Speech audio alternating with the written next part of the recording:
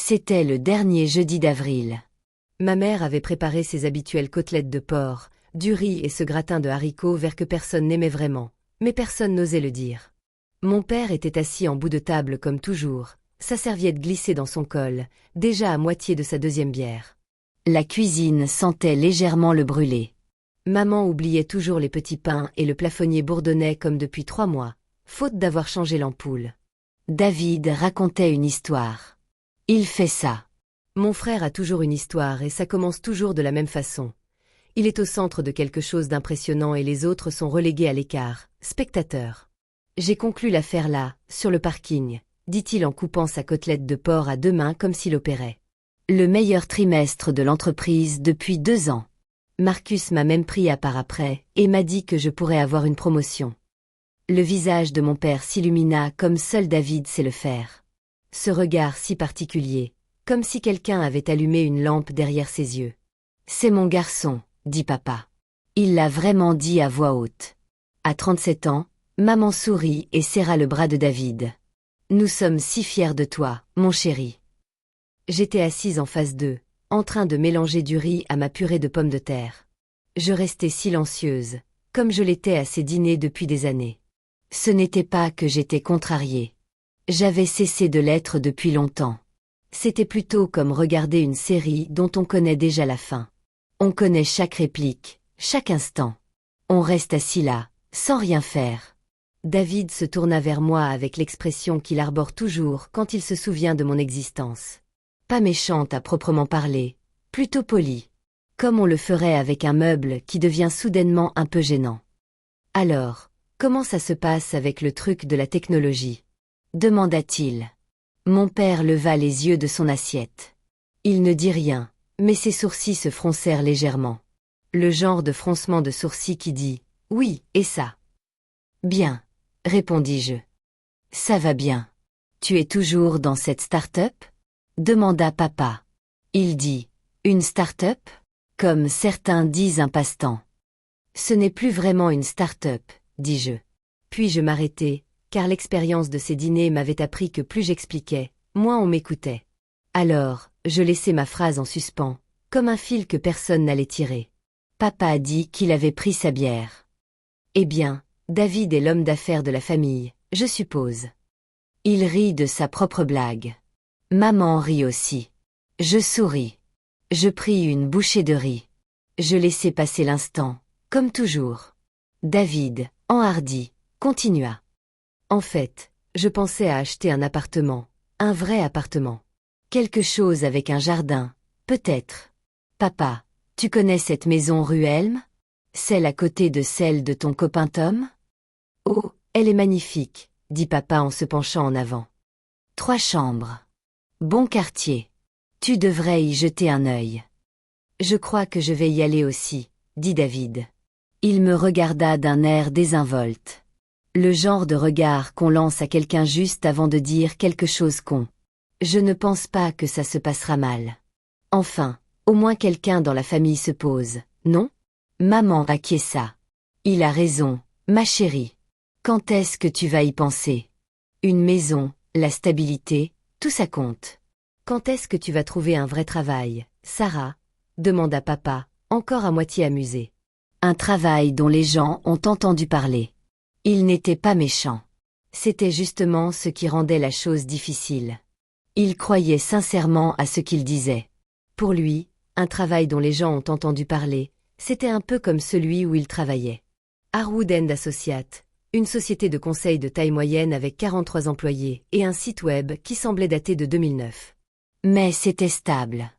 C'était sûr, il y avait une retraite, et dans le monde de mon père, c'était la définition même de la réussite. J'acquiesçai. Peut-être un jour, dis-je, sur le ton de la plaisanterie. Mais personne ne rit. Nous avons fini de dîner. Maman débarrassa la table. Papa alluma la télévision. David regarda son téléphone et dit qu'il devait y aller. Il retrouvait des amis pour boire un verre avec sa copine. Il a serré maman dans ses bras, tapoté l'épaule de papa et m'a fait un signe de la main en sortant. « Faites attention sur la route, ai-je dit. »« Oui, oui, a-t-il répondu. Et il est parti. J'ai aidé maman à faire la vaisselle sans qu'on me le demande. Nous étions côte à côte devant l'évier. Elle me lavait et m'essuyait comme on l'avait fait des centaines de fois. Elle est restée silencieuse un moment, puis a murmuré sans me regarder. Il est bien intentionné. Tu connais ton père? Je sais, ai-je répondu. Et je le savais. La question n'a jamais été là. C'était le dernier jeudi d'avril. 5 mois plus tard, tout ce que mon père croyait de moi, de ce que j'étais, de ma valeur, de ce que j'avais construit, allait s'effondrer en un seul après-midi. Non pas à cause de moi, non pas à cause de ce que j'avais dit ou fait, simplement parce qu'il avait franchi une porte. Je m'appelle Sarah Chin. J'ai 34 ans. Je vis dans un 2 pièces rue Maple, avec un canapé acheté dans une brocante et une cafetière plus vieille que mon neveu. Je conduis une Honda Civic 2018 avec 94 000 miles au compteur. La peinture du pare-chocs arrière s'écaille. Quand on me demande ce que je fais dans la vie, je réponds que je travaille dans la tech. Et j'attends qu'il se désintéresse, ce qui prend généralement 4 secondes. Il se désintéresse toujours, car c'est exactement ce que je veux. La vérité, celle que je n'ai pas vraiment partagée avec ma famille depuis près de 6 ans, est la suivante. Je suis le fondateur et PDG de Meridian Tech. Meridian est une plateforme logicielle B2B pour entreprises. Nous développons les outils que les grandes entreprises utilisent pour gérer leurs données, leur flux de travail et toute leur infrastructure opérationnelle. Nous employons 280 personnes réparties dans 3 bureaux. Lors de notre dernière levée de fonds, nous étions valorisés à 340 millions de dollars. Notre chiffre d'affaires annuel s'élève à 87 millions de dollars. L'année dernière, TechCrunch nous a inclus dans son classement des plateformes d'entreprise à la croissance la plus rapide du pays. Nous avons des clients dans 17 États. 3 d'entre eux figurent au classement Fortune 500. J'ai tout construit à partir de rien. Depuis un ordinateur portable, dans un café, en 2017. J'avais 26 ans et 4 200 dollars sur mon compte. J'ai codé moi-même la première version de la plateforme. Chaque ligne, chaque fonction, chaque interface. J'ai présenté le projet aux investisseurs en portant le même blazer que j'avais acheté dans une friperie pour 23 dollars. J'ai travaillé 16 heures par jour pendant 2 ans. Je mangeais des ramen 4 soirs par semaine. J'ai raté des anniversaires, des fêtes, même les funérailles du père de ma colocataire, à cause d'une réunion de présentation que je ne pouvais pas reporter. Et je n'en ai parlé à presque personne. Non pas par honte, non pas par manque d'envie. Je n'en ai parlé à personne parce qu'au début, en 2019, alors que Meridian était encore une petite entreprise mais déjà rentable, juste après avoir signé notre premier vrai contrat, j'étais persuadée que quelque chose allait être important. J'ai essayé. J'ai réuni mes parents à cette même table de cuisine, celle où David raconte ses histoires, et je leur ai dit, « Maman, je pense que l'entreprise va y arriver. Je crois que ça va être vraiment important. » Je me souviens précisément de la façon dont je l'ai dit, avec précaution et espoir. Comme on dit quelque chose qu'on a gardé pour soi pendant longtemps et qu'on finit par lâcher. Mon père m'a regardé longuement. Puis il a dit, « C'est bien, ma chérie.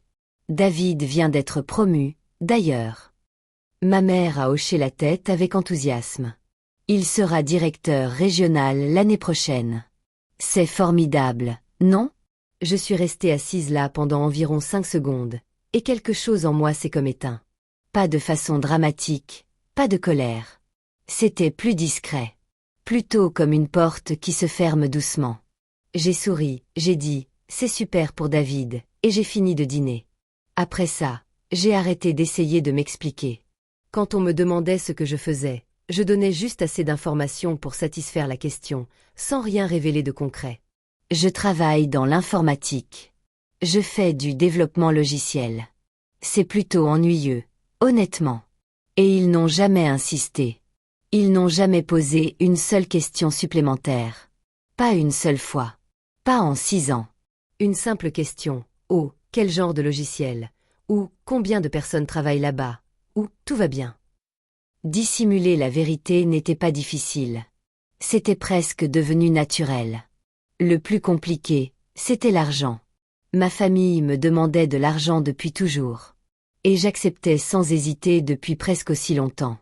Non pas par politesse, ni parce que mes demandes étaient justifiées, mais par culpabilité.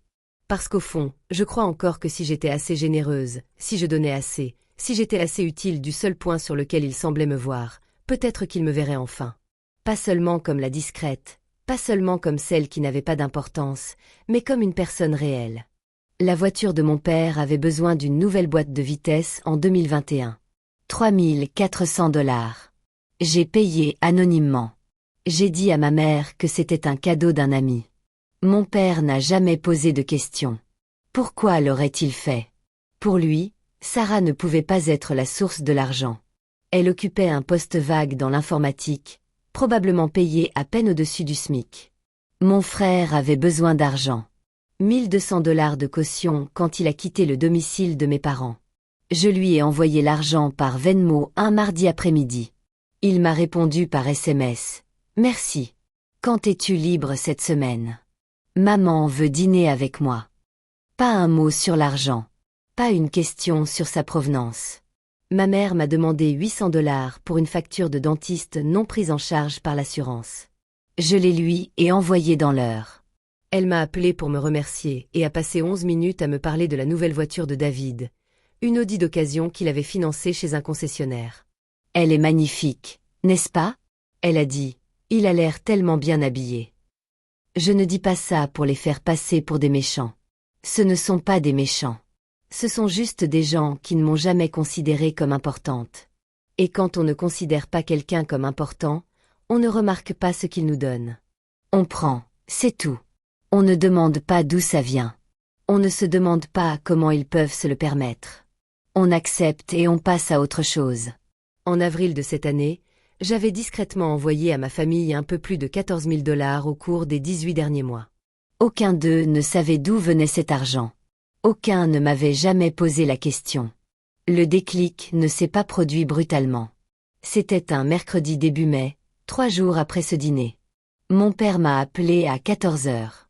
J'étais en pleine réunion du conseil d'administration, une vraie, avec des investisseurs au téléphone, des prévisions trimestrielles à l'écran et mon directeur financier qui présentait un diaporama déterminant notre budget d'expansion pour le prochain exercice. J'ai donc laissé sonner. Il a rappelé à 14h14. J'ai coupé le son. Il a rappelé une troisième fois à 14h31. Et cette fois, il a laissé un message. Sarah, c'est papa. Écoute, j'ai besoin d'un service.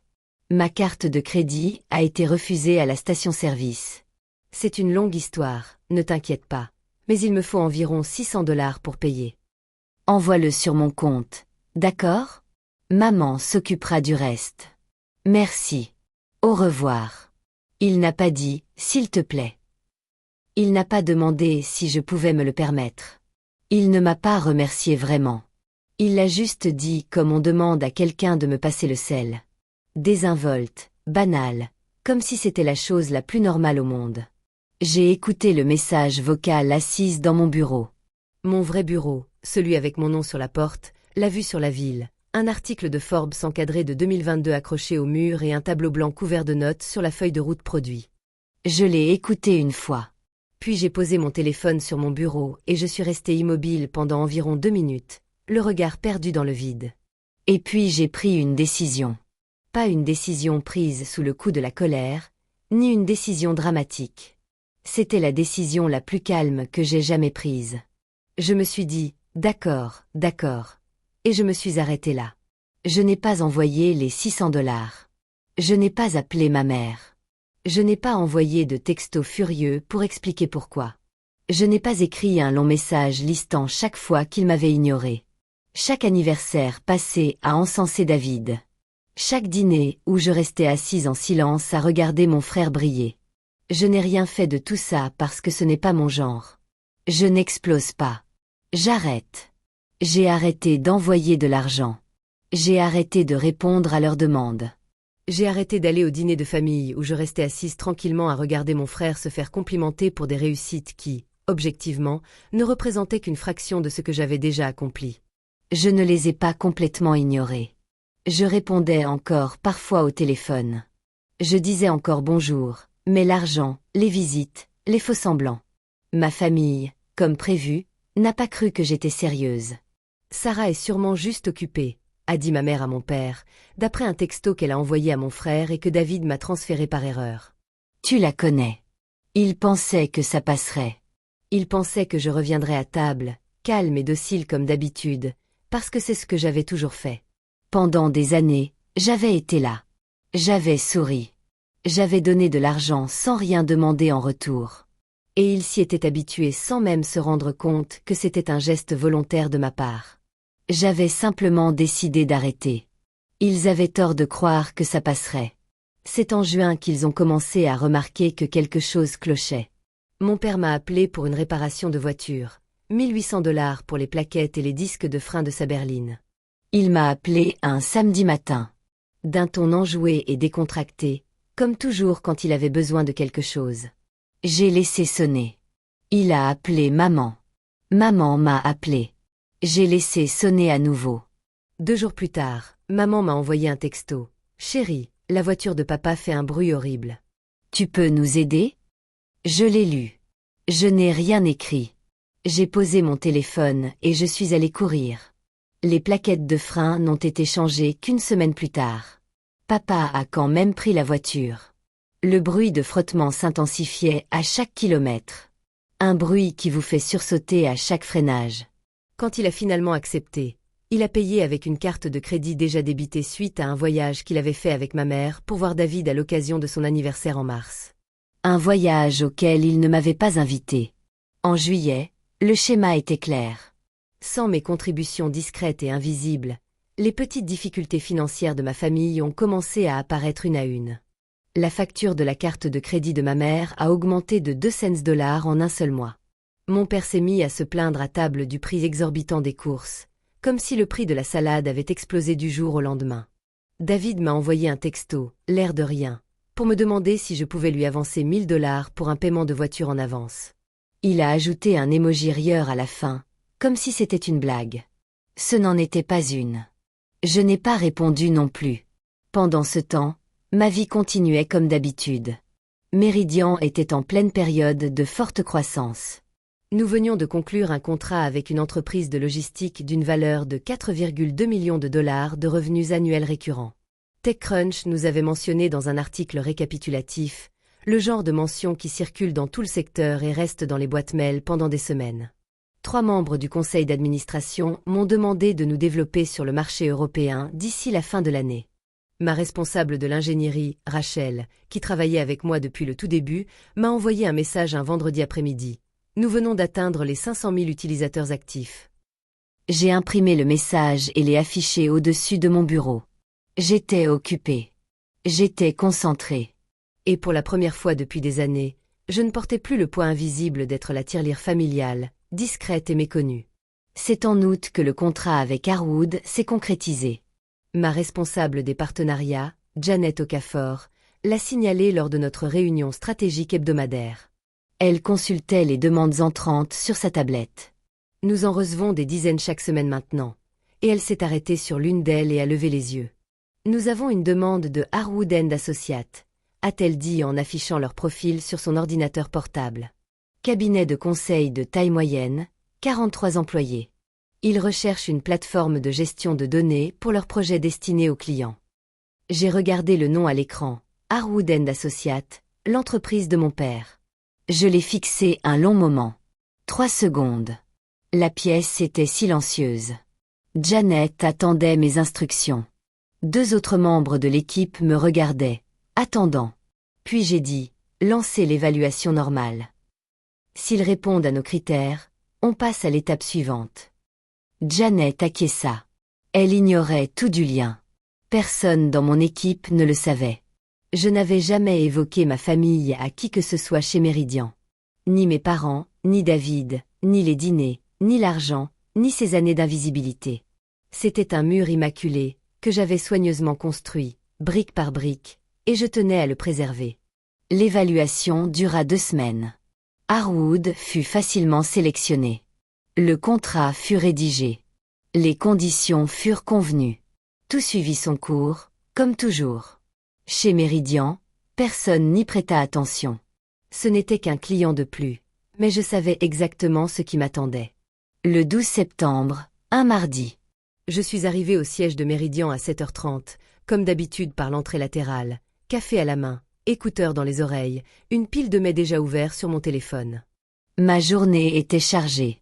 Présentation du produit à 9h, réunion avec les investisseurs à 11h, déjeuner avec notre directeur financier à 12h30, et l'après-midi était réservé à l'intégration des nouveaux employés de Harwood.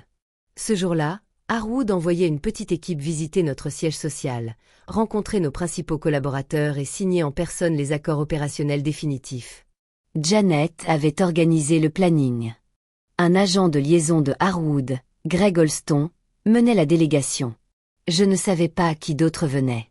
Je n'avais pas posé la question. Ce n'était pas nécessaire. À 14h, j'étais dans mon bureau en train de consulter la feuille de route produit quand Janet a frappé à ma porte. L'équipe de Harwood vient d'arriver dans le hall, a-t-elle dit. Greg est en bas avec 2 autres personnes. Voulez-vous que je les fasse monter? Faites-leur d'abord la visite classique, ai-je répondu. Je descends à 14h45. Elle a hoché la tête et a disparu. En bas, dans le hall principal du siège de Meridian Tech, mon père franchissait les portes vitrées pour la première fois. Je n'étais pas là pour le voir, mais j'en ai entendu parler plus tard par Diana, notre réceptionniste, qui était à l'accueil. Diana, qui occupait ce poste depuis 3 ans, avait, au cours des 12 derniers mois, réalisé un album retraçant tous les moments marquants de l'histoire de l'entreprise à l'occasion d'un anniversaire interne. Diana a le sens de l'observation. Elle se souvient des visages, des noms, et même de l'expression exacte de chaque personne entrant dans la pièce. Voici ce qui s'est passé, selon Diana. Greg Holston est entré le premier, son badge déjà accroché à sa veste suite à une visite chez un autre fournisseur. Il a souri à Diana et a dit « Délégation Harwood, nous avons rendez-vous à 14h ». Elle a alors commencé à consulter leur fiche d'arrivée sur son ordinateur. Derrière lui, 2 hommes sont entrés. L'un était un jeune collaborateur nommé Patrick, la vingtaine, le nez plongé dans son téléphone. L'autre était mon père. Robert Chin est entré dans le hall et s'est arrêté. Il s'est arrêté comme on s'arrête lorsqu'on entre dans une pièce et qu'on a un mauvais pressentiment. Pas de façon théâtrale. Pas comme dans un film où quelqu'un s'exclame et recule en titubant. Il a marqué une pause. Ses pieds se sont immobilisés. Son regard a erré. Le hall de Meridian n'est pas ostentatoire. Nous ne sommes pas une entreprise technologique qui Meridian a dépensé 20 millions de dollars pour un baby-foot et un toboggan reliant les étages. C'est propre et moderne. Sol en marbre blanc, touche de bois chaleureux. Un long comptoir d'accueil en laiton brossé. Sur le mur de gauche, des panneaux de verre du sol au plafond retracent l'histoire de notre entreprise. Sa création en 2017, le lancement de notre premier produit en 2018, la levée de fonds de série A en 2019, celle de série B en 2021, les prix du secteur mentionnés par Forbes, les étapes clés franchies avec nos clients, chacune datée et documentée. Et sur le mur de droite, le mur principal, celui que l'on voit dès l'entrée, un panneau unique de 2,40 mètres de large sur 3,60 mètres de haut, le mur des fondateurs. Ce n'est pas de la vanité, c'est une tradition dans notre secteur. Une façon d'ancrer l'identité de l'entreprise à son fondateur. D'autres entreprises technologiques le font aussi. Apple avait Job. Google avait Page et Brun. Meridian à moi. Ma photo, un portrait professionnel en noir et blanc, prise pendant une séance photo pour un magazine, au printemps dernier, est centrée sur ce panneau. Mon nom est imprimé en dessous, dans une typographie moderne et épurée. Et encore en dessous, 4 mots. Sirin l'a trouvée et elle mesurait 3,65 mètres de haut. Mon père se tenait dans le hall, le regard fixé sur ce mur. Diana m'a raconté plus tard qu'elle avait vu son visage se figer, une expression indéfinissable. Pas vraiment du choc. Plutôt une lente remise en question, comme si on venait de lui montrer un problème de maths qu'il résolvait mal depuis 30 ans. Et la bonne réponse était là, sous ses yeux. Greg se retourna. « Robert, ça va ?» Mon père ne répondit pas tout de suite. Il fixait toujours le mur. « Robert. C'est. » commença-t-il. Il désigna la photo, mon nom. « C'est ma fille. » Greg cligna des yeux. Il regarda le mur.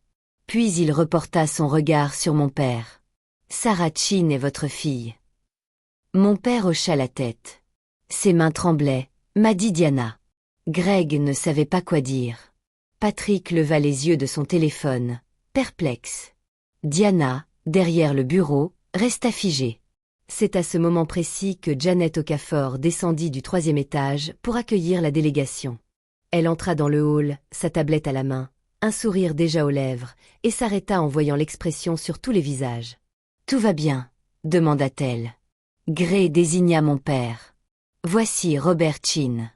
Il dit être le père de Sarah. » Janet regarda mon père. Puis elle regarda le mur.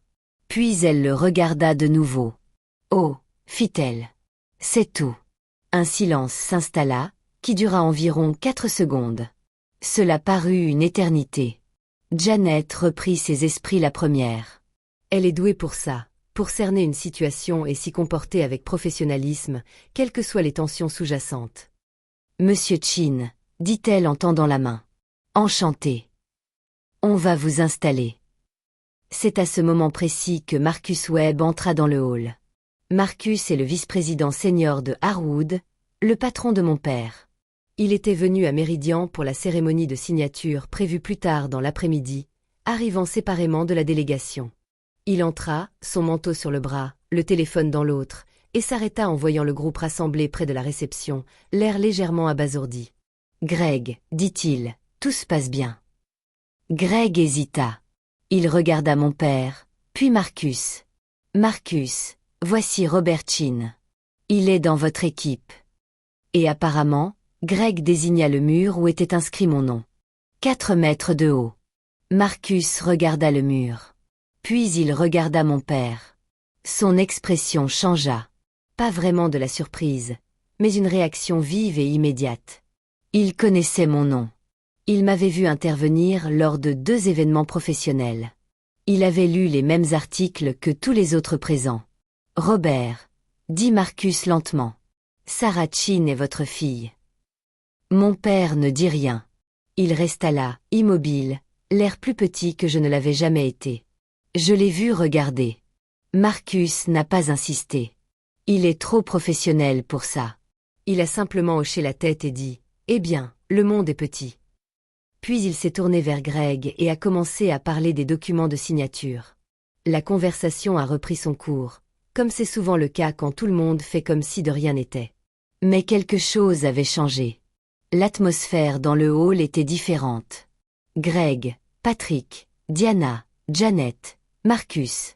Chacun d'eux venait d'assister à la découverte par Robert Chin que l'entreprise avec laquelle son cabinet avait signé un contrat avait été créée par sa propre fille. Celle qu'il appelait la génie de la technologie, au dîner. La visite a continué. Greg a guidé l'équipe de Harwood à travers le rez-de-chaussée, l'espace de travail ouvert où 62 ingénieurs codaient, les salles de conférences vitrées, le mur de logos clients, dont 3 entreprises du Fortune 500. Mon père a tout parcouru en silence, les yeux passant d'un détail à l'autre, comme s'il réévaluait sans cesse. À un moment donné, ils sont passés devant un écran dans le couloir qui affichait la newsletter de l'entreprise, une publication interne que nous envoyons chaque. 2 semaines plus tard, le dernier numéro contenait une photo de moi à un événement professionnel à San Francisco, serrant la main du PDG d'un de nos plus gros clients. Le titre annonçait « Méridian clôture un 3e trimestre record ». Mon père est resté longtemps figé devant l'écran. Patrick lui a demandé si tout allait bien. Mon père a répondu que oui. Ils sont arrivés au 2e étage. Janet leur a fait visiter le centre des opérations de partenariat, l'équipe qui gérait le compte Harwood au quotidien. Elle a présenté Greg au gestionnaire de compte et leur a expliqué le processus d'intégration. Puis, à 14h43, le téléphone de Janet a vibré. Elle y a jeté un coup d'œil, a hoché la tête et a dit « Sarah est disponible. Je vous emmène la rencontrer. » La montée en ascenseur jusqu'au 3e étage s'est faite en silence. Mon père, debout dans un coin, les bras croisés, la mâchoire crispée, était crispé. Greg engageait la conversation sur l'immeuble. Patrick était de nouveau au téléphone. Les portes se sont ouvertes. Janet les conduisit dans un court couloir, devant le bureau du directeur financier, puis devant l'open space de l'équipe produit, devant un mur de coupure de presse encadré, et s'arrêta devant une porte à vitre dépolie. Sur la vitre, en lettres noires sobres, Sarah Chin. Janet frappa 2 fois et ouvrit la porte. J'étais près de la fenêtre, un café à la main, contemplant la ville. Je me retournai lorsqu'ils entrèrent. Je vis d'abord Greg, puis Patrick. Ensuite, mon regard se porta au-delà d'eux et je vis mon père, debout dans l'embrasure de la porte de mon bureau, dans mon immeuble. Il me regardait. Ce regard qu'on pose sur quelqu'un quand on réalise pour la première fois qu'on s'est complètement trompé à son sujet pendant très longtemps. Je ne souris pas. Je ne fronçai pas les sourcils. Je le fixai simplement pendant environ 3 secondes, puis je retrouvai le calme professionnel que j'affiche à chaque réunion. Greg, dis-je en lui tendant la main. Ravi de vous rencontrer enfin en personne. Janet m'a dit beaucoup de bien de l'équipe Harwood. Greg me serra la main. Mademoiselle Chin, c'est un plaisir pour nous. C'est une belle organisation que vous avez mise en place. Merci, dis-je. Je regardai de nouveau mon père. Il se tenait légèrement en retrait par rapport à Greg, incapable de me regarder directement. Ses mains étaient le long du corps, mais ses doigts s'agitaient. Il se crispait et se détendait lentement, comme ils le font lorsqu'il est nerveux. Je l'avais vu faire ça des milliers de fois dans mon enfance. Avant les entretiens d'embauche, avant les disputes avec maman, avant tout ce qui pouvait le faire se sentir vulnérable. Papa, dis-je doucement. Pas pour les autres, juste pour lui. Il leva les yeux, la bouche ouverte. Aucun son ne sortit. Je laissai le silence s'installer pendant exactement 2 secondes. Puis je me tournai vers Greg. Janet, peux-tu accompagner Greg et Patrick pour la relecture finale du contrat au 4e étage? J'ai une autre réunion à 15 heures et je veux m'assurer que nous respectons l'horaire. Bien sûr, répondit Janet. Elle guida Greg et Patrick vers la porte avec une aisance naturelle. Tandis qu'ils sortaient, je croisai le regard de Greg. Greg, assure-toi que Monsieur Chin reçoive tout ce dont il a besoin. Il est important pour nous. Greg hocha la tête, perplexe mais poli. Patrick ne leva pas les yeux. Mon père était le dernier sur le seuil. Il resta un instant immobile après le passage des autres. Sarah, dit-il. Sa voix était différente, plus basse que je ne l'avais entendue depuis des années. Je le regardai. Je ne m'approchai pas. Je ne réduisis pas la distance. Je restai simplement debout près de la fenêtre de mon bureau, dans l'immeuble que j'avais construit de toutes pièces, et je le laissai me voir. On peut parler ce week-end, dis-je, si tu veux. Il hocha la tête une fois, puis se retourna et sortit. Mon père m'appela 23 fois ce soir-là. Le premier appel arriva à 16h17, 15 minutes après son départ. Je laissai sonner. Le deuxième arriva à 16h22. Je laissai sonner aussi. À 17h, j'avais cet appel manqué et 3 messages vocaux. Je n'ai écouté les messages vocaux que plus tard dans la soirée, assise sur mon canapé chiné dans mon 2 pièces, un verre d'eau sur la table basse, le silence de la ville par la fenêtre. Le premier message était presque inintelligible. La voix de mon père était tendue, étranglée, comme s'il essayait de retenir quelque chose qui menaçait de s'effondrer. Sarah, c'est papa. Écoute, rappelle-moi, ma chérie. Rappelle-moi. Le deuxième était plus faible. Je ne savais pas. Je te jure que je ne savais pas. Enfin, je savais que tu travaillais dans la tech, mais pas moi. Sarah, 340 millions de dollars. C'est vrai? Appelle-moi. Le troisième message, c'est celui qui m'a bouleversée. Sa voix s'est brisée. Pas de façon dramatique. Pas d'une manière qu'il admettrait si on lui posait la question plus tard, mais elle a craqué en plein milieu d'une phrase, comme quand on se retient de pleurer et qu'on y arrive de justesse. Je suis désolé, a-t-il dit. Je crois que je me suis vraiment trompé sur toi pendant longtemps, et je ne sais pas quoi dire, alors appelle-moi, s'il te plaît. Je l'ai écouté 2 fois. Puis j'ai raccroché, et je suis restée assise dans le silence un moment. Ma mère a appelé à 18h30. Elle l'avait appris de papa qu'il avait appelé dès qu'il avait quitté l'immeuble. Maman pleurait, de vraies larmes, pas des larmes de façade. Elle a laissé un message vocal où elle répétait sans cesse « Oh, Sarah ». David l'a appris à 20h. Il a appelé une fois, sans laisser de message, puis a envoyé un SMS. Papa vient de me le dire. Tu es sérieux? Je n'ai pas répondu à ce SMS. Pas ce soir-là. Le reste de la famille l'a appris dans les 48 heures suivantes. Comme quoi, dans une famille comme la nôtre, les nouvelles circulent, par téléphone, par SMS, et au moins un message de ma tante Karen qui a généré 17 commentaires en 2 heures. Chez Harwood, l'impact fut plus discret, mais non moins réel. Marcus Webb, le vice-président senior en charge du compte Méridian, prit mon père à part le lendemain matin. Marcus m'avait déjà rencontré 2 fois lors d'événements professionnels, une fois à Boston, une fois à Chicago. Il savait exactement qui j'étais et la valeur de Méridian. « Robert, » dit Marcus, assis en face de lui dans son bureau. « Pourquoi n'avez-vous jamais parlé de votre fille ?» Mon père n'avait pas de réponse. Ou s'il en avait une, il préférait ne pas la dire à voix haute. Marcus ne créa pas de malaise. C'est un professionnel. Mais à partir de ce moment-là, les choses changèrent chez Harwood, comme toujours lorsqu'on découvre qu'un employé a été discrètement impliqué dans une affaire importante dont il ignorait tout. Ce n'était pas de l'hostilité. C'était simplement de la prise de conscience. On regardait mon père différemment. Pas avec mépris. Avec une sorte de curiosité renouvelée, Greg Olston envoya un SMS à Janet le lendemain. Une petite question. Est-ce normal que la famille d'un client se présente lors de son intégration? Je demande pour une amie. Janet a ri en me racontant ça. C'est David qui m'a le plus surprise. Il n'a pas rappelé pendant 3 jours. Puis, vendredi soir, il m'a envoyé un long message. Pas vraiment des excuses. David ne s'excuse pas facilement, mais c'était quelque chose comme une reconnaissance de sa responsabilité. Il a écrit qu'il avait fait des recherches sur Méridian en ligne après que son père lui en ait parlé, qu'il avait passé 1 heure à se renseigner sur l'entreprise et qu'il se sentait un peu bête. C'était sa façon de s'excuser de ne jamais m'avoir posé une seule vraie question sur mon travail.